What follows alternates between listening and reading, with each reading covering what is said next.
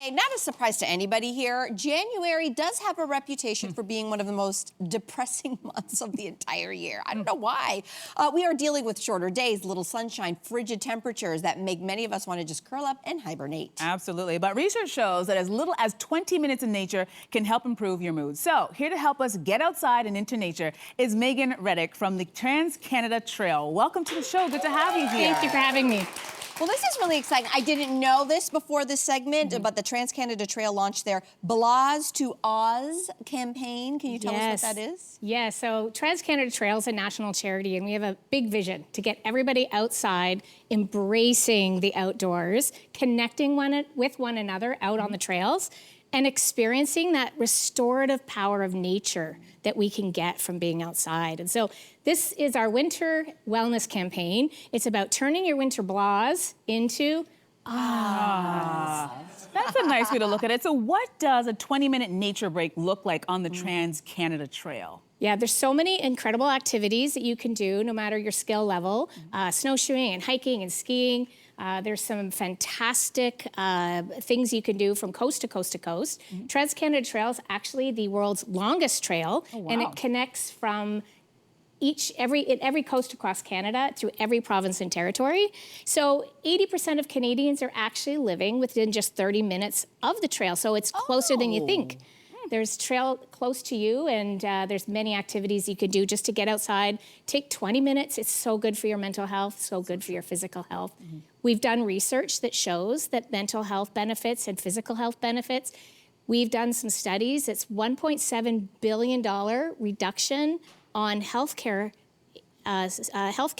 costs because of trail users that go out on the trail. Wow. Yeah. That's a good step. It's a long trail. We're going to start to look at some of the sections of this trail. So why don't we start out in the east, in Newfoundland and Labrador, with the East Coast Trail. Tell us about this area. Yes, the East Coast Trail is a beautiful section of the TransCanada Trail. It's our easternmost point near Cape Spear, and it's actually home to Kilometer Zero, and it has spectacular coastal views. That's beautiful. Yes.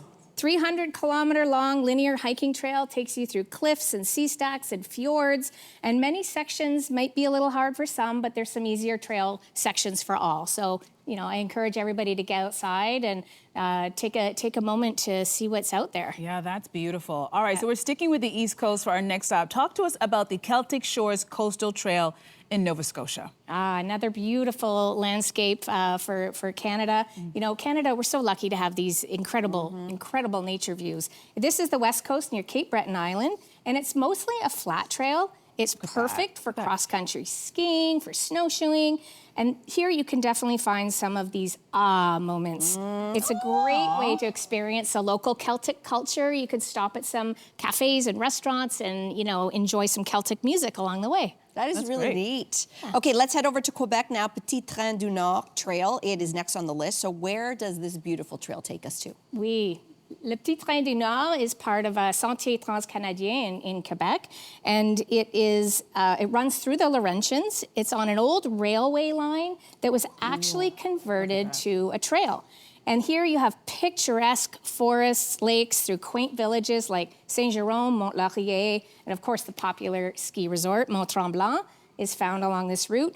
And many of these old train stations have actually been converted into rest stops, so you can stop along and have like some cafe and some poutine and some wine, perhaps. Wow. You have me at poutine and wine. That sounds fantastic. All right, so we're going to head to our northern coastline for the next trail in Nunavut. So what should we know about this section of the TransCanada Trail? Yes, this is one of our remote trails up in the north. It's Itiakiak Trail, and it starts on the south shore of Frobisher Bay near Iqaluit in Nunavut and the shores of Glasgow Bay to Hudson Strait.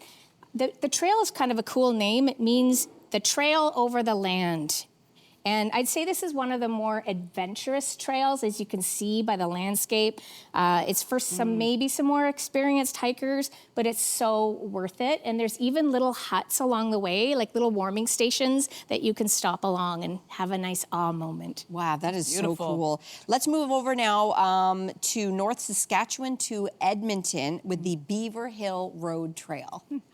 So this section here is in North Saskatchewan near Edmonton. And this trail is a stunning views here.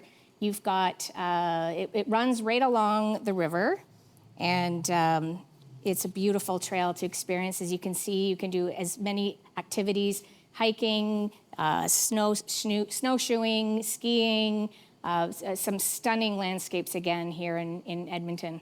Now, this trail connects to some popular spots in and around Edmonton. So what else could we get up to if we chose this trail? Yeah, one of the things that's great about the trails is it's really connected to so many landscapes and cultural moments along the trail. And so you can see some incredible things like you can go see the University of Alberta, the Mootart Conservatory, Alberta Legislator, Fort Edmonton Park, the Valley Zoo.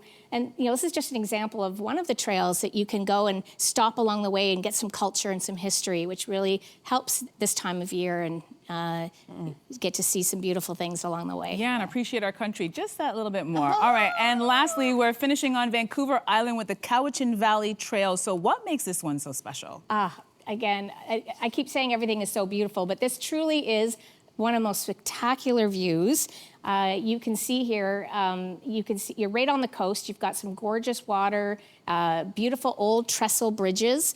Part of our role as a national charity is we provide funding and resources to local trail groups. So, some of these bridges we've been able to restore, make them more climate resilient, and open all year round so that everybody can enjoy them. Stunning. Wow. Yeah.